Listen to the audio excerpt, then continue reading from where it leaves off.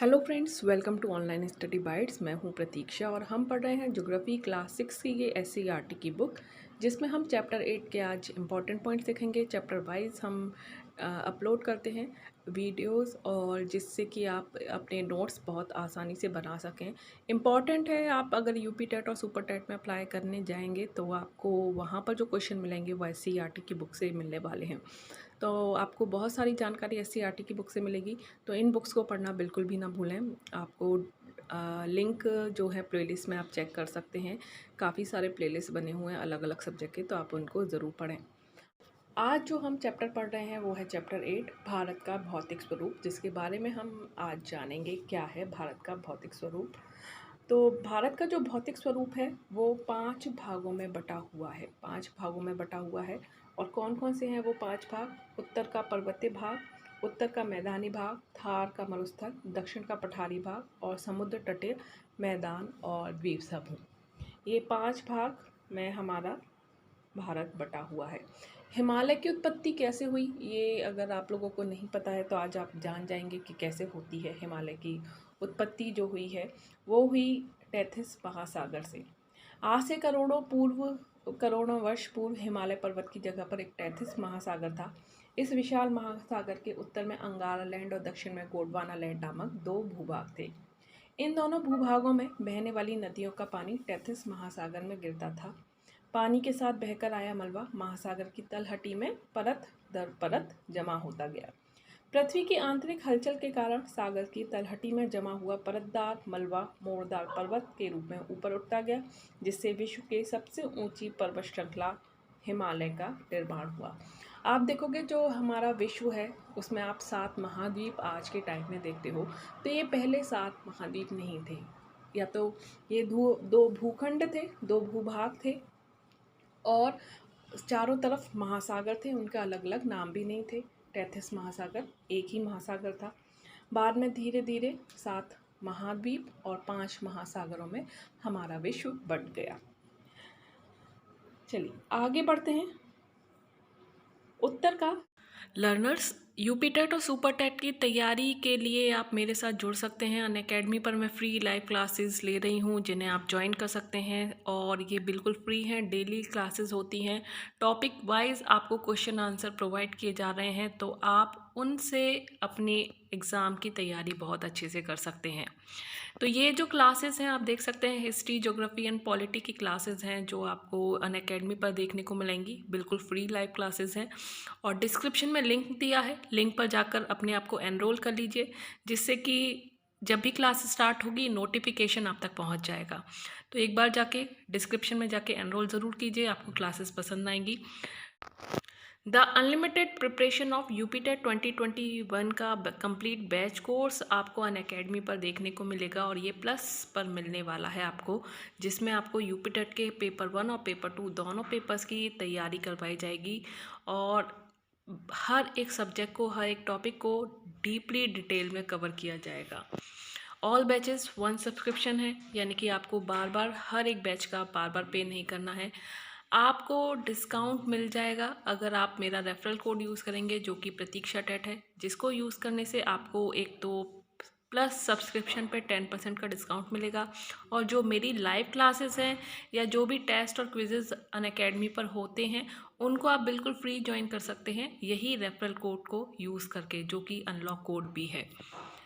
ये है TET subscription के चार्जेस। 12 मंथ का अगर आप कोर्स लेते हैं तो ये पर मंथ 375 का पड़ता है। तो कितना कम प्राइस है, सिर्फ 375 में आप हर बैच कोर्स का फ़ायदा उठा सकते हो।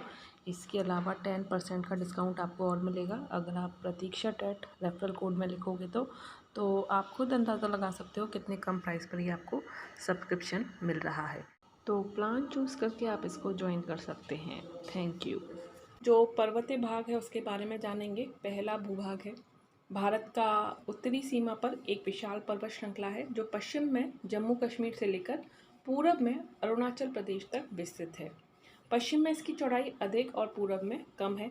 इसे हिमालय के नाम से जाना जाता है। हिमालय का अर्थ है हिम धन आलय, यानी कि बर्फ़ का घर। आलय का मतलब होता है घर, और हिम का मतलब होता है बर्फ़, यानी कि बर्फ़ का घर। उत्तर के पर्वतीय क्षेत्र को 4 समांतर श्रेणियों में बांटा गया है। पहला है ट्रांस हिमालय, जिसमें यह हिमालय पर्वत के उत्तर में स्थित है। इसमें मुख्यतः काराकोरम, लद्दाख और कैलाश पर्वत श्रेणियां सम्मिलित हैं। यहाँ का सर्वोच्च पर्वत शिखर कौन सा है? काराकोरम श्रेणी पर स्थित K2 है, जिसकी ऊंचाई समुद्र तल से 8,611 मीटर है। तो अगर हम नॉर्मली विश्व में सबसे ऊंची चोटी की बात करते हैं तो माउंट एवरेस्ट नाम आता है, और अगर भारत की बात करेंगे तो क्या आएगा? काराकोरम श्रेणी पर स्थित K2, जिसकी ऊंचाई कितनी है? 8,611, सर्वोच्च पर्वत शिखर। दूसरा है हिमाद्री श्रेणी। यह हिमालय की सबसे उत्तरी पर्वत श्रृंखला है। इसे बृहद हिमालय या हिमाद्री कहते हैं। इस श्रृंखला में विश्व के ऊंचे ऊंचे शिखर हैं। संसार का सबसे ऊंचा पर्वत शिखर माउंट एवरेस्ट इसी श्रृंखला में है, जिसकी हम बात कर रहे थे। ये आप देख सकते हैं, यहाँ पर आपको पूरी तरह से पिक्चर में शो किया गया है। ये है हिमाद्री श्रेणी और ये आपका हिमालय, जो कि जम्मू कश्मीर से अरुणाचल प्रदेश तक जा रहा है। चलिए आगे बात करते हैं। माउंट एवरेस्ट की जो ऊंचाई है वो कितनी है? अक्सर एग्जाम में पूछा जाता है। 8,848 मीटर। और इस श्रृंखला पर अनेक हिमनद यानी कि ग्लेशियर हैं, जिनसे कई नदियां निकलती हैं। तीसरी हिमाचल श्रेणी, यह हिमाद्री श्रृंखला के दक्षिण में स्थित श्रृंखला है। इसे मध्य हिमालय के नाम से भी जानते हैं। इस श्रृंखला में श्रीनगर, शिमला, कुल्लू, डलहौजी, नैनीताल, अल्मोड़ा ये सभी घूमने वाली प्लेसेस हैं। तो आपने हमेशा इस तरह से ही नाम सुना होगा। जैसे अनेक आकर्षक और रमणीक पर्यटक स्थल यहाँ पर है। और पश्चिम में हिमाद्री और हिमाचल श्रृंखला के बीच कश्मीर की रमणीक घाटी बन गई है। और यहाँ की जो डल झील है, कहाँ पर है डल झील? कश्मीर में। झील, जो ये डल झील है, ये पर्यटकों के आकर्षण का केंद्र है। नेक्स्ट है शिवालिक श्रेणी। यह हिमालय के सबसे दक्षिण में स्थित श्रृंखला है। इसे उप हिमालय भी कहते हैं। यह कम ऊंचाई की श्रृंखला है और इस पर घने वन पाए जाते हैं। हिमालय पर्वत से हमें बहुत सारे लाभ मिलते हैं। जैसे हिमालय पर्वत भारत के उत्तर में पश्चिम से पूर्व दिशा तक एक पहरेदार के रूप में स्थित है, और ये हमारी बाह्य जो आक्रमण है वहाँ से भारत की रक्षा करता है। दूसरा है, यह उत्तर की ओर से आने वाली जो ठंडी हवाएं हैं उनको रोककर हमारी जलवायु को शुष्क और ठंडी होने से बचाता है। साथ ही दक्षिणी मानसून के समय आने वाली मानसूनी हवाओं के मार्ग में बाधा उत्पन्न कर वर्षा कराने में सहायक है। विभिन्न रोगों के उपचार के लिए हिमालय पर्वत से हमें अनेक जड़ी बूटियाँ प्राप्त होती हैं, और हिमालय पर्वत पर अनेक रमणीक स्थल हैं जो पर्यटन को बढ़ावा देकर हमारी अर्थव्यवस्था को मजबूत भी करते हैं। दूसरा है उत्तर का मैदानी भाग। भावर और तराई हिमालय से उतरकर मैदान की ओर आने वाली नदियां अपने साथ साथ बड़े बड़े बोल्डर, कंकड़, पत्थर, अन्य अवसाद बहाकर लाती हैं। नदी द्वारा शिवालिक के सहारे 8 से 16 किलोमीटर की चौड़ाई में इन अवसादों का निक्षेप किया जाता है। इसे क्या कहते हैं? भावर कहते हैं। यहाँ नदियाँ पत्थरों और अन्य अवसादों के नीचे विलुप्त हो जाती हैं। आगे ये नदियाँ पुनः धरातल पर दिखाई देती हैं। भावर के सहारे एक नम और दलदली क्षेत्र का निर्माण होता है, जिसे तराई कहते हैं। भावर और तराई क्षेत्र में जैव विविधता युक्त विस्तृत वन पाए जाते हैं। दुधवा राष्ट्रीय उद्यान, जो कि यूपी में ही स्थित है, यूपी के लखनऊ या लखीमपुर खीरी में स्थित है, इसी क्षेत्र में स्थित है। भावर और तराई का क्षेत्र आगे जाकर भारत के विशाल मैदान में मिल जाता है। हिमालय के दक्षिण में भारत का विशाल मैदानी भाग स्थित है। यह विश्व का सबसे विस्तृत समतल मैदान है, जो भारत में लगभग 2400 किलोमीटर लंबाई में फैला हुआ है। जलोढ़ मिट्टी, नदियों के द्वारा लाई गई बहुत महीन उपजाऊ मिट्टी होती है जलोढ़ मिट्टी, और इसका ढाल पश्चिम से पूर्व की ओर है। यह मैदान सिंधु, गंगा, ब्रह्मपुत्र और इनकी सहायक नदियों के द्वारा लाई गई उपजाऊ जलोढ़ मिट्टी से बना है। हम नदी तंत्र के आधार पर इस मैदानी भाग को 3 हिस्सों में बांटते हैं: सिंधु नदी तंत्र, गंगा नदी तंत्र और ब्रह्मपुत्र नदी तंत्र। सिंधु नदी तंत्र की मुख्य नदी सिंधु और सहायक नदियां हैं, जैसे झेलम, चेनाब, सतलज, रावी, व्यास आदि हैं। यह नदी तंत्र जम्मू कश्मीर, हिमाचल प्रदेश और पंजाब में फैला है। सिंधु नदी का उद्गम स्थल तिब्बत में मानसरोवर झील के निकट है। तो तिब्बत में मानसरोवर झील के निकट से सिंधु नदी निकलती है। गंगा नदी तंत्र की मुख्य नदी गंगा और सहायक नदियाँ यमुना, घाघरा, गंडक, गोमती, कोसी आदि हैं और यह नदी तंत्र उत्तरी मैदान के अधिकांश भाग में फैला हुआ है। गंगा नदी का जो उद्गम स्थल है वो हिमालय में स्थित गंगोत्री हिमनद से है।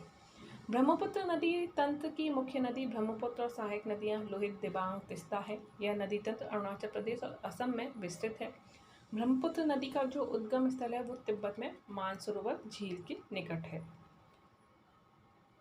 चलिए आगे बढ़ते हैं। आपको पता है, देखिए मोस्ट इम्पॉर्टेंट पॉइंट्स यहाँ पर आपके लिए आ चुके हैं। ब्रह्मपुत्र नदी चीन, भारत और बांग्लादेश में बहती है। इसे चीन में सांगपो और बांग्लादेश में मेघना या जमुना नाम से पुकारा जाता है। भारत में ये ब्रह्मपुत्र बन जाती है। गंगा नदी को बांग्लादेश में पद्मा नाम से पुकारा जाता है। तो ये मोस्ट इम्पॉर्टेंट पॉइंट्स हैं जो आपको ध्यान रखने हैं और अक्सर इसी तरह के जो पॉइंट्स हैं वो आप अक्सर एग्ज़ाम में पूछ लिए जाते हैं। तो अब थर्ड, थार का मरुस्थल पढ़ लेते हैं। भारत के पश्चिमी भाग में मरुस्थल स्थित है जिसे थार का मरुस्थल या भारतीय महामरुस्थल कहते हैं। ये भारत के उत्तरी मैदान के दक्षिण पश्चिम में अरावली पर्वत से लेकर पाकिस्तान की सीमा तक फैला हुआ है। यह शुष्क, गर्म और रेतीला स्थल है। इसी कारण यहाँ वनस्पति की मात्रा बहुत कम पाई जाती है और यहाँ की मुख्य नदी लूनी है। यहाँ पाए जाने वाले खारे पानी की झील सांभर में नमक का उत्पादन किया जाता है।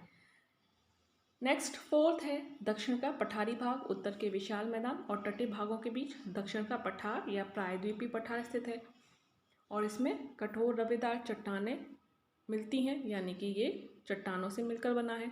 इसकी आकृति कैसी है? त्रिभुजाकार है। इसका धरातल काफ़ी ऊंचा नीचा है और इस क्षेत्र में कई पहाड़ी श्रृंखलाएं और घाटियां स्थित हैं।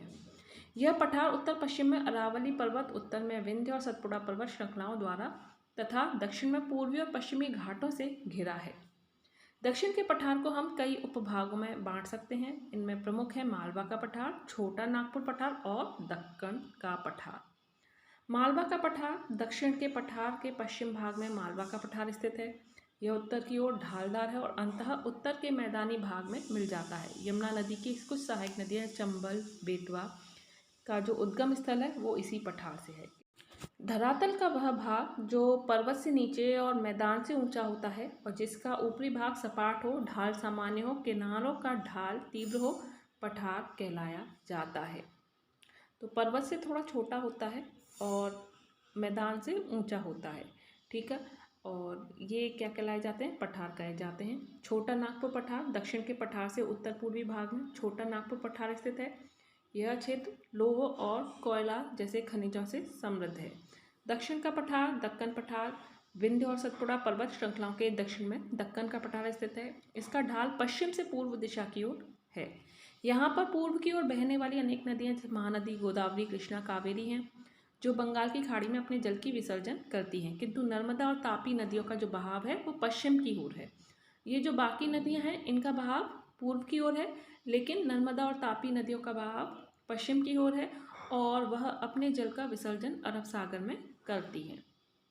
क्लियर? बाकी की सब बंगाल की खाड़ी में करती हैं, लेकिन नर्मदा और तापी कहाँ करती हैं विसर्जन? अरब सागर में। पश्चिमी घाट का विस्तार एक समान है जबकि पूर्वी घाट बीच बीच में कटा छटा है। नेक्स्ट हम चलेंगे तटीय मैदान और द्वीप समूह। पश्चिमी घाट के पश्चिम में तथा पूर्वी घाट के पूर्व में तटीय मैदान स्थित हैं। पश्चिम तटीय मैदान संकरे हैं जबकि पूर्वी तटीय मैदान अपेक्षाकृत चौड़े हैं। पश्चिम तटीय मैदान में कोई बड़ी नदी नहीं है जबकि पूर्वी तटीय मैदान में महानदी, गोदावरी, कृष्णा और कावेरी नदियां बहती हैं। बहती हुई बंगाल की खाड़ी में गिरने से पूर्व डेल्टा का निर्माण करती हैं। पूर्वी तटीय मैदान की मुख्य झीलें चिल्का, कोलेरू और पुलिकट आदि हैं। भारत के दो द्वीप समूह हैं, लक्षद्वीप और अंडमान निकोबार द्वीप समूह। लक्षद्वीप कहाँ पर है? अरब सागर में, यानी कि भारत के इस तरफ, और यह मूंगे से बने हैं। मूंगे यानी कि कोरल रीफ। इस द्वीप समूह में अनेक छोटे छोटे द्वीप हैं। अंडमान निकोबार द्वीप समूह इस तरफ बंगाल की खाड़ी में स्थित हैं और इस द्वीप समूह के द्वीप अपेक्षाकृत बड़े हैं। डेल्टा क्या होता है? समुद्र में मिलने से पहले धरातल के कम ढाल और नदी के वेग में कमी के कारण नदी का जल कई शाखाओं में बट जाता है। क्या होता है, जैसे ही नदी आ रही है और नदी को सागर में गिरना है, तो सागर में गिरने से पहले वो थोड़ा सा ऊंचाई पर होता है। ऊंचाई पर होने से क्या होता है, जो नदी का बहाव है वो स्लो हो जाता है, और वो स्लो होने की वजह से वो कई भागों में बट जाती है, कई भागों में बट जाती है, कई शाखाओं में बटकर बहने लगती है और फिर जाकर समुद्र में गिरती है। ठीक है, यह त्रिभुजाकार भूभाग ही क्या कहलाया जाता है। और ये यहाँ पर जो नदी के साथ क्या आते हैं, काफ़ी सारी चीज़ें आती हैं, मिट्टी आती है, कंकड़ आते हैं, पत्थर आते हैं, अवसाद जो आता है वो यहाँ पर जमा हो जाता है। तो ये जो एरिया जहाँ पर ये अवसाद जमा हो गया है, एक तरह से धरती की तरह स्थल रूप में कन्वर्ट हो जाता है, और उसके बगल में से नदियाँ जो हैं वो समुद्र में गिरती हैं, तो वो क्या कहलाता है, वो डेल्टा कहलाता है। ये जो स्थल का पार्ट है वो डेल्टा कहलाया जाता है, जहाँ पर ये अवसाद रुक जाते हैं और नदियाँ, अब एक नदी कई शाखाओं में बट जाती है। ठीक है, और सबसे बड़ा जो डेल्टा है हमारा, गंगा और ब्रह्मपुत्र नदियाँ विश्व के सबसे बड़े डेल्टा सुंदरवन का निर्माण करती हैं। सुंदरवन सबसे बड़ा डेल्टा है विश्व का, जो कि भारत में ही है। पूर्वी तटीय मैदान बहुत उपजाऊ है, जहाँ चावल की अच्छी उपज होती है। पश्चिम तटीय मैदान में मसाले, नारियल और रबड़ की खेती की जाती है। भारत के व्यापार, पर्यटन और सुरक्षा की दृष्टि से द्वीप समूह का विशेष महत्व है। तो यहाँ पर हमारा ये चैप्टर एंड होता है। हाँ, काफ़ी सारे इम्पॉर्टेंट पॉइंट हमने जाने। तो उम्मीद करती हूँ आपको वीडियो अच्छा लगा हो। आप नोट्स बनाते रहिए चैप्टर वाइज, और आपके एग्ज़ाम तक आपकी तैयारी काफ़ी अच्छी हो चुकी होगी।